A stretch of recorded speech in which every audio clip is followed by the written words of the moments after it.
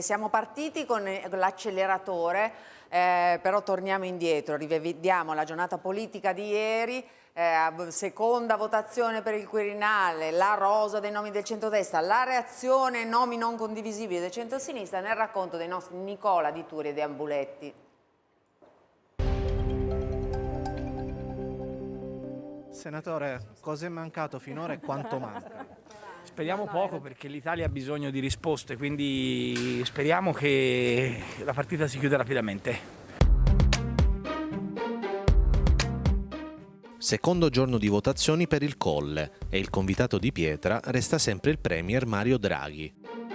Noi un anno fa, in piena emergenza, abbiamo chiamato il premier a un'assunzione di responsabilità, se abbiamo affidato a un timoniere questa nave in difficoltà, non ci sono le condizioni perché si possano fermare i motori, perché si possa cambiare equipaggio, perché si possa chiedere al timoniere un nuovo incarico. Prima un nuovo premier e poi Draghi al Colle.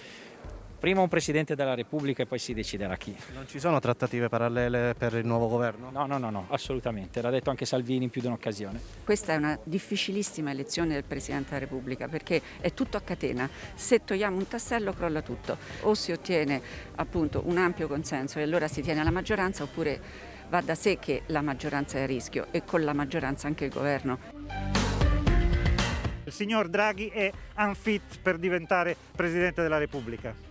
E l'idea di salire al Colle senza prendersi le sue responsabilità per la situazione attuale è un'idea che ha dell'eversivo. Draghi dovrebbe rimanere a Palazzo Chigi e ci sono tante personalità illustri, autorevoli, garantiste, atlantiste, europeiste che possono fare il Presidente della Repubblica, quindi bisognerebbe guardare oltre e Mario Draghi dovrebbe portare a termine gli impegni presi con l'Europa. Lei arriva dal Trentino, dai monti al monte.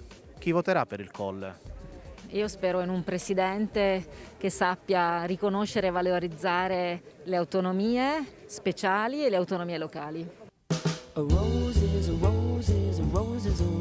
Letizia Moratti, Carlo Nordio, Marcello Pera. Il centrodestra ha presentato la rosa dei suoi nomi per il Quirinale. Riuscirà a sbocciare? La terra dei nomi è assolutamente rispettabile, sta dentro una logica anche di legittimità da parte del centrodestra, ma a nostro giudizio non risponde a quel profilo condiviso. Schede bianche 527, schede nulle 38. Anche nel secondo giorno di votazioni per il prossimo Presidente della Repubblica arriva la seconda fumata nera. Sono le 20 e i grandi elettori di Italia Viva si sono dati appuntamento in questo ristorante. Italia Viva vuole essere l'ago della bilancia? No, Italia Viva vuole svolgere il suo ruolo e dare un contributo perché si trovi una soluzione. Si dice che forse si fanno le rose, forse non si fanno le rose, forse non hanno capito. Le rose non si fanno a sinistra. Ma dobbiamo eleggere il Presidente della Repubblica, non è che dobbiamo aprire un negozio di floricoltura. Tra i temi sul tavolo anche il rumor di giornata. I voti di Italia Viva per eleggere Maria Elisabetta Casellati in cambio della presidenza del Senato per Matteo Renzi. Me lo state dicendo voi adesso, quindi è uno scoop che mi date voi. Perché alimentate queste cose? Se noi volevamo fare un accordo con qualcuno lo facevamo in maniera aperta.